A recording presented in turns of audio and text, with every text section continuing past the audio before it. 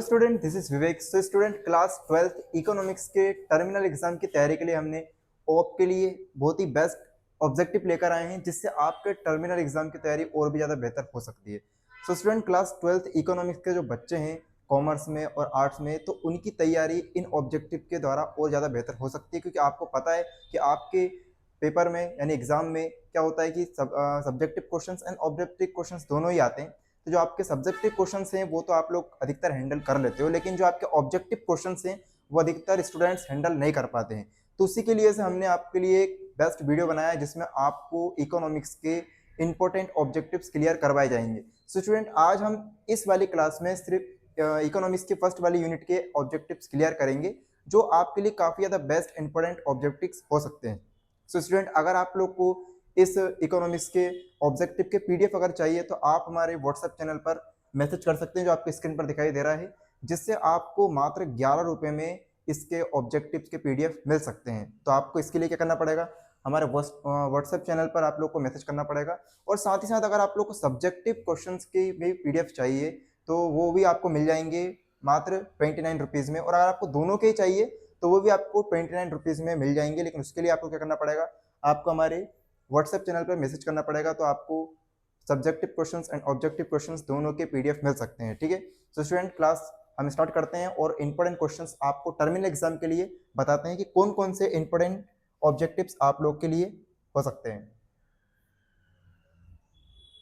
So student, जैसे कि आप लोग स्क्रीन पर देखने को मिल रहा होगा, यहाँ पर हमने क्लास 12th इकोनॉमिक्स की फर्स्ट वाली यूनिट व्यष्टि अर्थशास्त्र एक परीक्षा के ऊपर से ऑब्जेक्टिव लेकर आए हैं, जो काफी ज्यादा इंपॉर्टेंट है। तो एक एक करके हम लोग सारे ऑब्जेक्टिव्स को क्लियर करते हैं कि कौन कौन से ऑब्जेक्टिव किस किस एग्जाम में आपके आए हैं प्रीवियस वाले में। तो अभी भी वो रिपीट होंगे, क्योंकि आप लोग को पता है कि आपके ऑब्जेक्टिव अधिकतर रिपीट ही होते हैं।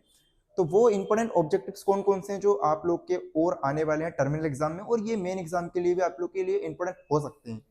तो जैसे कि आप लोग को देखने को मिल रहा है बहुविकल्पीय प्रश्न, जिसमें हम एक एक करके सारे ऑब्जेक्टिव्स को क्लियर कर लेते हैं। यहाँ पे फर्स्ट वाला क्वेश्चन आप लोग को स्टूडेंट देखने को मिल रहा होगा कि अर्थशास्त्र एक विज्ञान है जो मनुष्य के सामान्य जीवन व्यापार का अध्ययन करता है। ये परिभाषा किसने दी है? तो जैसे कि स्टूडेंट आप लोग को पता है, इकोनॉमिक्स का जो फर्स्ट वाली यूनिट है, जिसमें व्यष्टि अर्थशास्त्र और समष्टि अर्थशास्त्र दोनों के बारे में बताया गया है। साथ ही साथ सबसे पहले शुरुआती तौर पे आपको अर्थशास्त्र के बारे में ज्यादा बताया गया है, क्योंकि अर्थशास्त्र आपकी बुक का नाम भी है और इसके ऊपर से भी कई सारे जो आप लोग के इकोनॉमिक्स हैं यानी बोले तो अर्थशास्त्री हैं, उन्होंने अलग अलग अर्थशास्त्रियों ने अलग अलग अपनी परिभाषाएं दी हैं। तो ऑब्जेक्टिव में ये भी पूछ लेते हैं कि किस अर्थशास्त्री की कौन सी परिभाषा है। तो जैसे आपसे नाम से ही पूछ सकते हैं या फिर आप लोग से डेफिनेशन के द्वारा भी पूछा जा सकता है। जैसे कि अभी आप लोग स्क्रीन पर देखने को मिल रहा होगा, अर्थशास्त्र एक विज्ञान है जो मनुष्य के सामान्य जीवन व्यापार का अध्ययन करता है।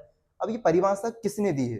तो देखने को मिल रहा होगा स्क्रीन पर स्टूडेंट्स आप लोग को कि ये परिभाषा दी है आप लोग के अल्फ्रेड मार्शल ने। ठीक है ना, बहुत सारे बच्चे यहाँ पर एडम स्मिथ का लगा के आ सकते हैं, क्योंकि उनको ज्यादातर इनका नाम ज्यादा फेमस है। लेकिन आपको पता है इनकी डेफिनेशन अलग है, उन्होंने धन का विज्ञान वाली डेफिनेशन दी है। ठीक है, तो यहाँ पे अल्फ्रेड मार्शल जो काफी ज्यादा फेमस इकोनॉमिस्ट है, तो उन्होंने ये वाली डेफिनेशन दी हुई है कि अर्थशास्त्र एक विज्ञान है जो मनुष्य के सामान्य जीवन व्यापार का अध्ययन करता है। सेकंड वाला क्वेश्चन आपसे बोला गया है कि रॉबिन्स की परिभाषा किस अवधारणा पर आधारित है।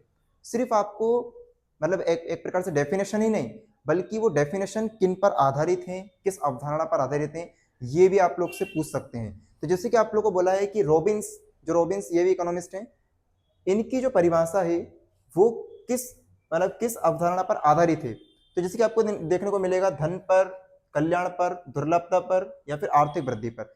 तो देखो, धन पर, कल्याण पर और आर्थिक वृद्धि पर और दुर्लभता पर, ये चारों ही अवधारणा पर आधारित किसी न किसी अर्थशास्त्री की डेफिनेशन है। लेकिन हमें बात करना है रॉबिन्स की। तो रॉबिन्स की किस पर आधारित है? आपकी दुर्लभता पर। बोले तो स्कैरसिटी। दुर्लभता मतलब ये होता है कि संसाधनों की कमी। यानी आपको पता ही है कि इकोनॉमिक्स में दो चीज तो चलती है भाई, कि आपका असीमित आवश्यकताएं और सीमित साधन। ठीक है ना, तो यहाँ पे सीमित संसाधनों की बात होगी तो वही स्कैरसिटी की बात होती है, यानी दुर्लभता की बात होती है। और दुर्लभता पे भी आपका सब्जेक्टिव क्वेश्चन बनता है, आप लोग को पता है कि दुर्लभता से क्या आशय है।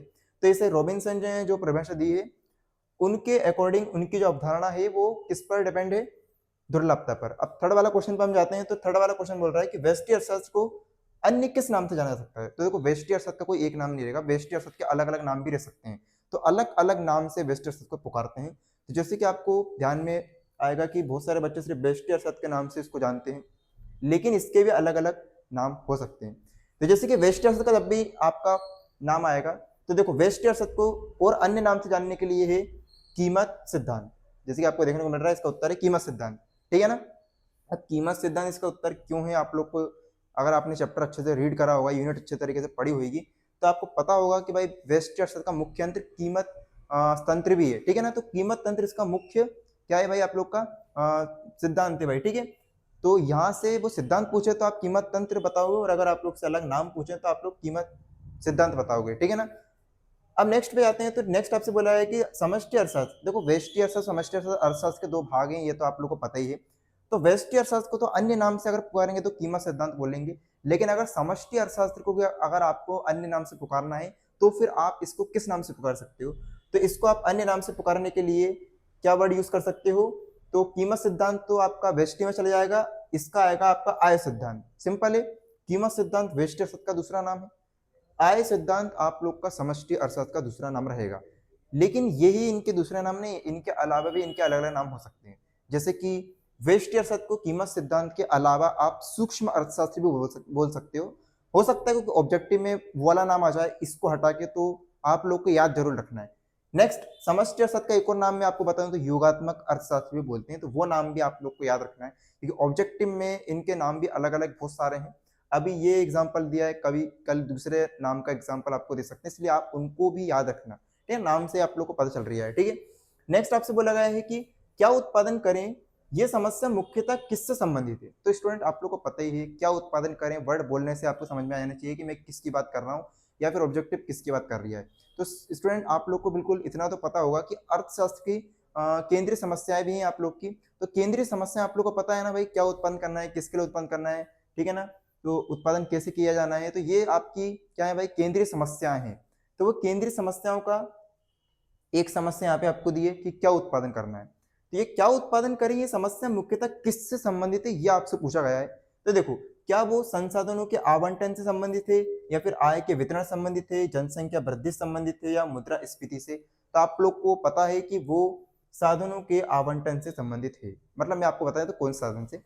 क्या उत्पन्न करने से मतलब ये है कि व्यक्ति यानी बोले तो प्रोड्यूसर किन चीजों का उत्पादन करे, ठीक है ना, उपभोक्ता वस्तुओं करे या पूंजीगत वस्तुओं करे, ठीक है ना। तो उसी के लिए साधनों का आवंटन करना पड़ेगा अपन लोग को, ठीक है ना, जो कि अपने पास लिमिटेड है, इसलिए अपन को सोच समझ के उत्पन्न करना पड़ेगा। यही आप लोग के उसमें एक टॉपिक है केंद्रीय समस्या वाला में, जिसमें आप विस्तार से पढ़ सकते हो।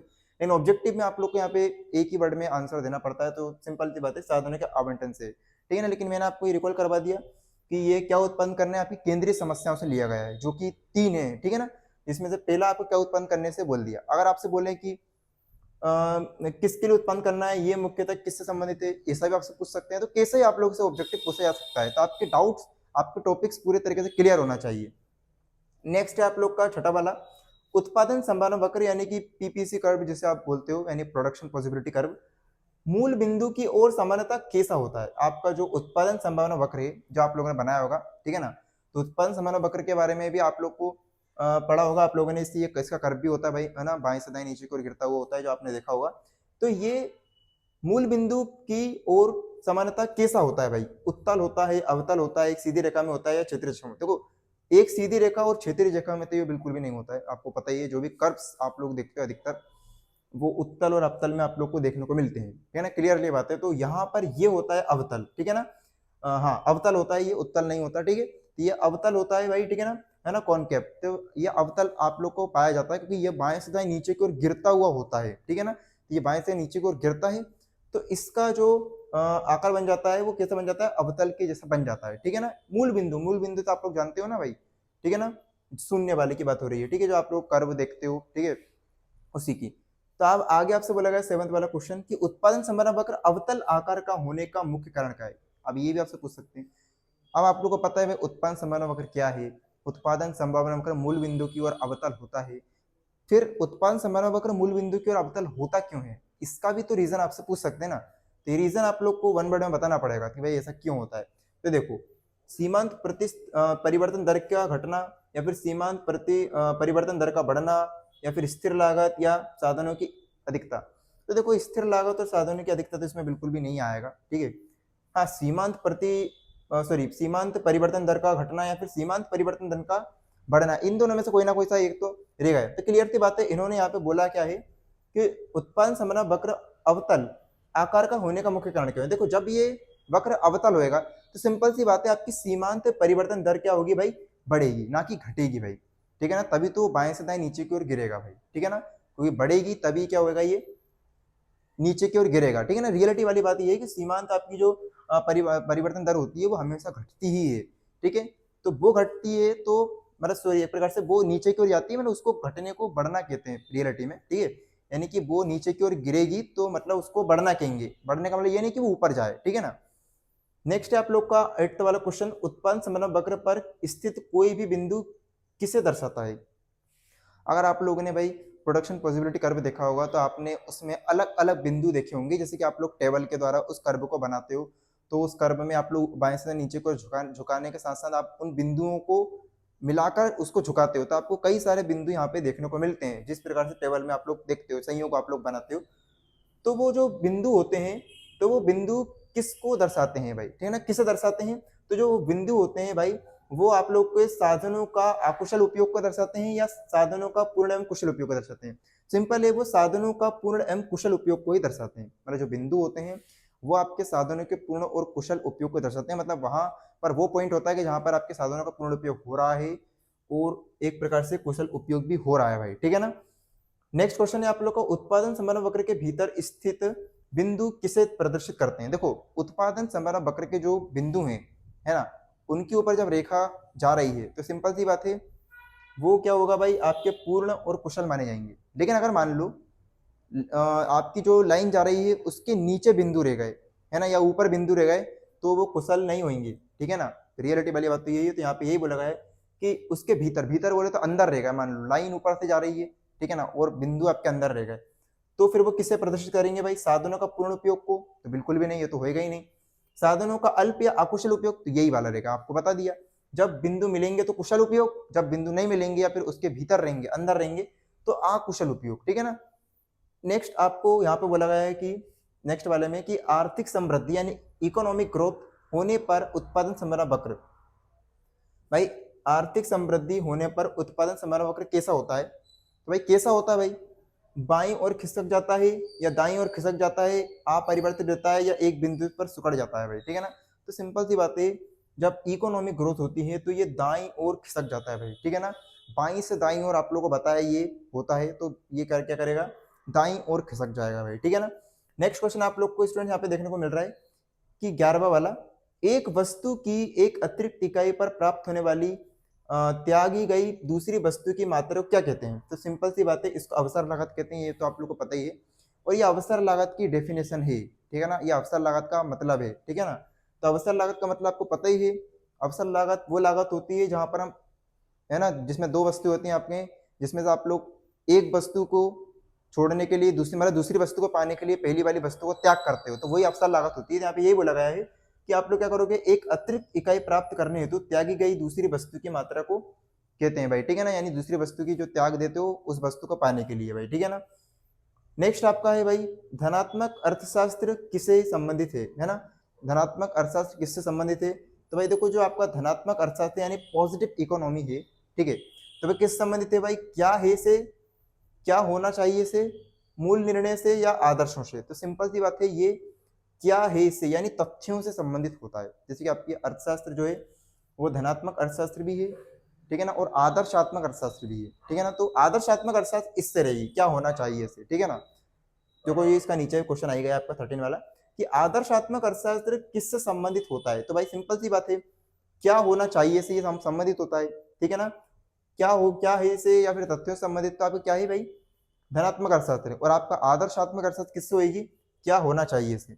नेक्स्ट वाला क्वेश्चन है आप लोग का 14 वाला, दुर्लभता की समस्या मूलतः किस कारण उत्पन्न होती है, ठीक है ना, स्कैरसिटी जिसे बोलते हैं, दुर्लभता, ठीक है। तो इतना आपको याद रखना भाई, ये दुर्लभता की अवधारणा आप लोगों को पता है भाई किस पे आधारित है, अभी आपने ऑब्जेक्टिव क्लियर करा है, ठीक है ना, तो वो रिपीट भी हो सकता है आपका, ठीक है ना। तो उधर से उठा के यहाँ पे आपको दुर्लभता का एक अलग से ऑब्जेक्टिव बना दिया कि दुर्लभता की समस्या मूलतः किस कारण उत्पन्न होती है भाई। तो देखो आपको पहले बताया, दुर्लभता मतलब होता है संसाधनों की कमी, सिंपल है, तो वही यहाँ पे रहेगा। यहाँ पे बोला गया है साधनों की अधिकता, तो नहीं भाई, साधनों की अधिकता होगी नहीं। असीमित आवश्यकता है, बस सीमित साधन, सिंपल सी बात है, यही है रियलिटी वाली बात, यही है।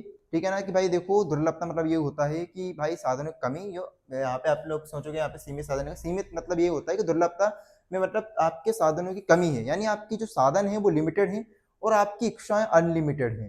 ठीक है ना, तो सिंपल सी बात है, दुर्लभता की समस्या मूलतः किस कारण उत्पन्न होती है, तो भाई असीमित आवश्यकताओं व सीमित साधनों की वजह से। नेक्स्ट क्वेश्चन है आपका, मानव आवश्यकताओं की प्रकृति कैसी होती है, तो सिंपल सी बात है, अभी आपने ऊपर पढ़ा भाई मानव आवश्यकताओं की प्रकृति कैसी होती है, असीमित होती है, तो असीमित यहाँ पे आपका आंसर हो जाएगा, क्लियर है।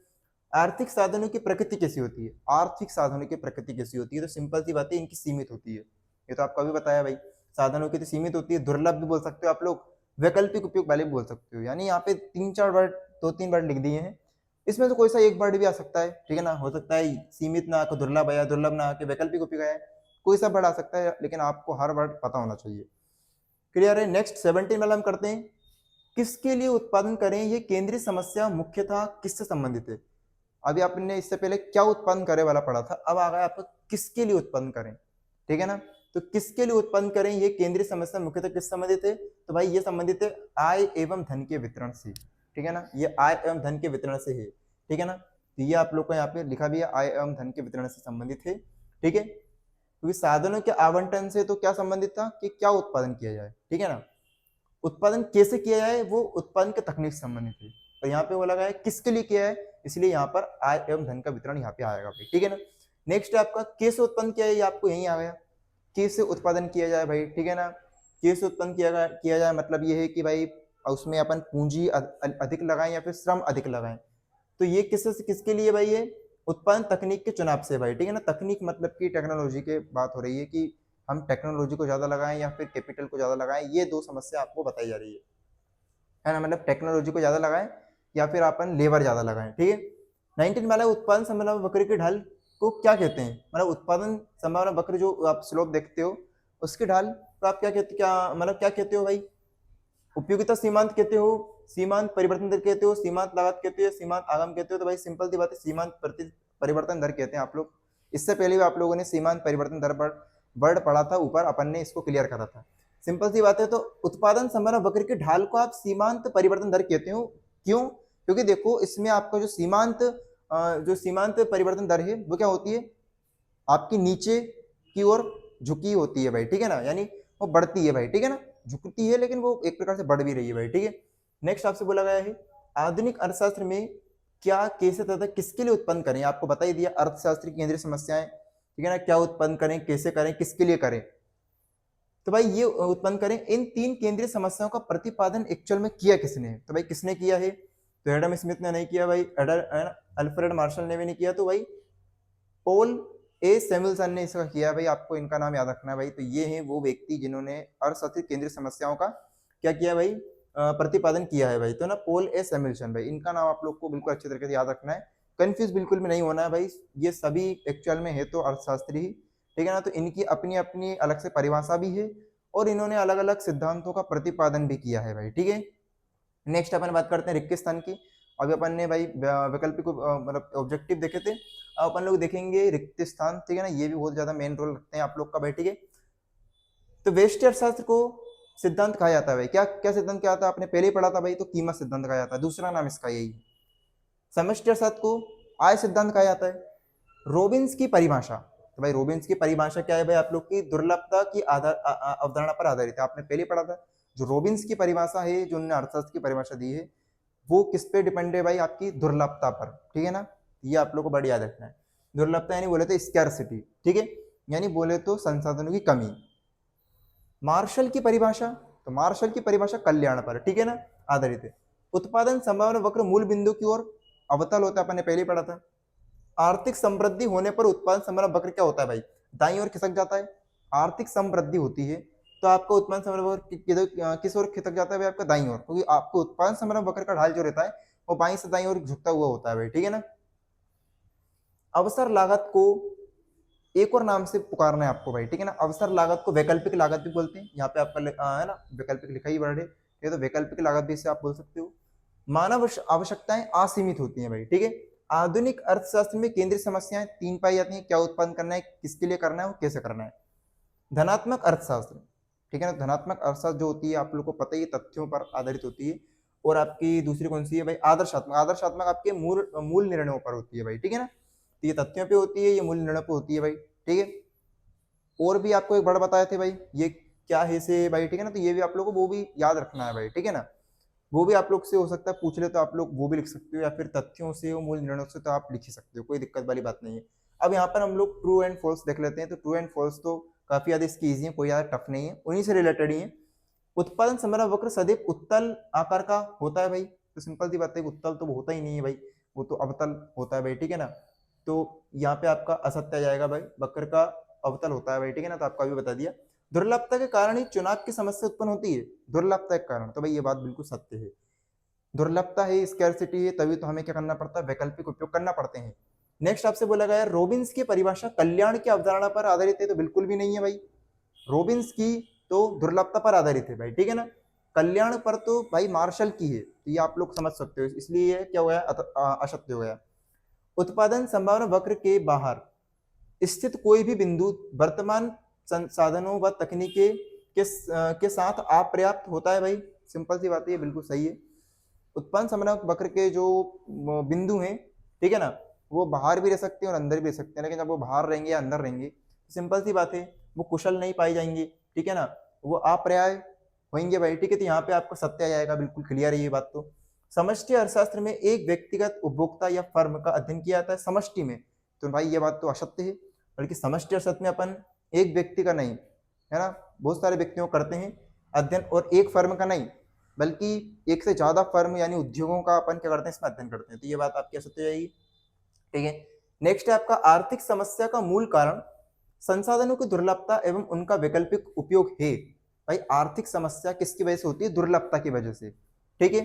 तो उसका मूल कारण संसाधनों की दुर्लभता एवं उनका वैकल्पिक उपयोग है। तो सिंपल सी बात है, जब स्कैरसिटी है यानी दुर्लभता है, तभी तो वैकल्पिक उपयोग है। तो ये बात बिल्कुल सत्य है भाई। अवसर लागत सदैव शून्य होती है। तो भाई ये असत्य है, अवसर लागत सदैव शून्य नहीं होती भाई, ठीक है ना। आदर्शात्मक अर्थशास्त्र मूल्य निर्णयों पर आधारित होता है। तो भाई बिल्कुल सत्य है ये तो, ठीक है। आदर्शात्मक मूल निर्णयों पर आधारित होता है भाई, ठीक है। नेक्स्ट आपसे बोला गया है क्या उत्पादन करें ये आधुनिक अर्थशास्त्र की केंद्रीय समस्या का एक भाग है। तो सत्य है बिल्कुल भाई, केंद्रीय समस्या का भाग ही तो है, क्या उत्पन्न करें, कैसे उत्पन्न करें, है ना, किसके लिए करें। वैशिष्ट्य समष्टि अर्थशास्त्र एक दूसरे के पूरक ना होकर पूर्णतः विरोधी होते हैं। तो नहीं भाई, यह सत्य है, बल्कि वेष्टि और समष्टि अर्थशास्त्र दोनों के पूरक होते हैं भाई, ठीक है। ये ऑब्जेक्टिव में भी आ सकता है, ठीक है, मतलब एक प्रकार से उसमें भी आ सकता है ऊपर, चूज द करेक्ट में। अब नेक्स्ट अपन बात करते हैं एक शब्द वाले उत्तर में। इसमें मतलब स्टूडेंट्स काफी ज्यादा कंफ्यूज होते हैं, क्योंकि इसमें आप ही लोग को उत्तर देना पड़ता है, ठीक है। यहाँ पर देखो आप, अर्थशास्त्र की दुर्लभता संबंधी परिभाषा किसने दी थी। तो भाई रॉबिन्स ने दी थी, आप लोग को पता ही है ना। तो इनका पूरा नाम भी आप लोग लिख सकते हो, है ना, लोयनल रॉबिन्स, ठीक है। वेष्टि शब्द किस भाषा के शब्द से लिया गया, तो ग्रीक, है ना, ग्रीक भाषा के शब्द से लिया गया है, माइक्रोस से, तभी उसको माइक्रो इकोनॉमिक बोलते हैं भाई, ठीक है ना। उत्पादन संभावना वक्र का एक अन्य नाम, तो एक अन्य नाम इसका आप लोग बता सकते हो भाई, है ना। तो आप लोग इसका परिवर्तन वक्र यानी बोले तो ट्रांसफॉर्मेशन कर्व भी आप इसको बोल सकते हो, रूपांतरण वक्र भी आप इसको बोल सकते हो भाई, ठीक है। आधुनिक अर्थशास्त्र में केंद्रीय समस्याओं की कुल संख्या कितनी है, तो भाई 3 है, आप लोग का भी बताया था। अवसर लागत की अवधारणा किस त्याग से संबंधित है, तो वैकल्पिक, ठीक है ना, वैकल्पिक वस्तु के त्याग से। मानव आवश्यकताओं की प्रकृति क्या है, असीमित है। आर्थिक साधनों की प्रकृति क्या है भाई, तो ये तो सीमित है, दुर्लभ है। उत्पादन संभावना वक्र की ढाल किस दिशा में होती है भाई, तो भाई देखो ऋणात्मक होती है, बाएं से दाएं नीचे झुकी हुई होती है भाई, ठीक है ना, नीचे की ओर होती है। उत्पादन संभावना ये वाला तो गया ना। समष्टि अर्थशास्त्र के जनक किसे माना गया है, देखो अर्थशास्त्र के जनक एडम स्मिथ को माना गया है। लेकिन समष्टि अर्थशास्त्र आप लोगों को पता है, आपकी अर्थशास्त्र 2 भागों में बांटी गई है, व्यष्टि और समष्टि में। तो फिर समष्टि अर्थशास्त्र के जनक कौन है, तो भाई कीन्स का नाम आपने सुना होगा, तो J.M. कीन्स आपको पता ही है भाई। तो ये हैं आपके समष्टि अर्थशास्त्र के जनक। और अगर आपसे बोले अर्थशास्त्र के जनक कौन है, तो एडम स्मिथ है, ये तो आपको पता ही है। क्या, कैसे तथा किसके लिए उत्पन्न करें, ये विचार किसने प्रस्तुत किया, तो अभी आपको बताया था भाई, है ना, कि भाई ये अवधारणा किसने किसने दी है भाई, रॉबिन्सन ने दी है, सॉरी सैमुअल्सन ने दी है भाई। सैमुअल्सन का अभी आपको बताया था भाई कि इन्होंने प्रतिपादन किया है इन केंद्रीय समस्याओं का, कि क्या उत्पन्न करें, कैसे करें, किसके लिए करें, तो ये सैमुअल्सन ने दिया है ना। उनका पॉल ए सैमुअल्सन पूरा नाम है, या आप लोग पूरा नाम भी लिख सकते हो, ठीक है। नेक्स्ट अपन देख लेते हैं सही जोड़ियां। तो देखिए, तो सही जोड़ी भी 5 आप लोग को बताई गई जो काफी ज्यादा इंपॉर्टेंट है, ठीक है। जैसे आपसे बोला गया एडम स्मिथ भाई, ठीक है ना, तो एडम स्मिथ आपको पता है भाई, आपके अर्थशास्त्र के जनक माने जाते हैं। एडम स्मिथ का नाम आएगा तो भाई कल्याणकारी परिभाषा नहीं भाई, धन संबंधी परिभाषा तो बिल्कुल सही है भाई, ठीक है ना। तो एडम स्मिथ की परिभाषा धन संबंधी थे, तो पहले का तो बी वाला है, आपको क्लियर ही है। अल्फ्रेड मार्शल, तो अल्फ्रेड मार्शल का हाँ कल्याणकारी परिभाषा होगा भाई, ठीक है ना। है ना लॉयनल रॉबिन्स, ठीक है ना, है ना लॉयनल, है ना लॉयनल रॉबिन्स, तो भाई लॉयनल रॉबिन्स का क्या आएगा आपका, दुर्लभता संबंधी परिभाषा, सिंपल सा है भाई, सवाल आपका आएगा। जे एम किन्स, जे एम किन्स, तो भाई जे एम किन्स समष्टि अर्थशास्त्र से जुड़ा, ठीक है ना, उसके जनक माना जाता है।